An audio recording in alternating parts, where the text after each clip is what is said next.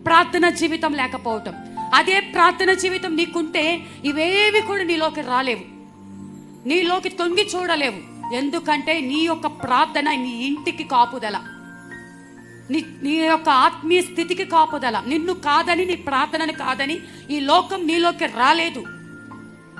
కానీ నీలో ప్రార్థన తగ్గుతూ ఉన్నప్పుడు, ఆ మూత పక్కకి జరుగుతూ ఉన్నప్పుడు దానిలోకి ఏవో ఒకటి ప్రవేశించి అవి విషపూరితముగాను, దుర్గంధం కొట్టే, కంపు కొట్టేది కానీ అది మార్చబడినప్పుడు అది ఎందుకు పనికి రాకుండా బయట పడవేయాల్సి వస్తుంది. ఒక్క పాపమే కానీ అది మనల్ని నరకానికి ఈడ్చుకొని పోతుంది. ఒక్క బలహీనతే మన రక్షణ సాక్ష్యాన్ని దొంగిలిస్తుంది. ఇంత చేసిన భక్తి,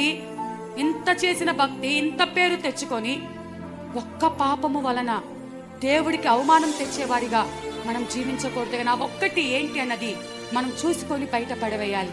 అంటే పరిమళ వాసనగా ఉండటం కోసం తన్ను తాను రిక్తునిగా, తన్ను తాను బలియాగముగా, తన్ను తాను అర్పణముగా అప్పగించుకున్నాడంట.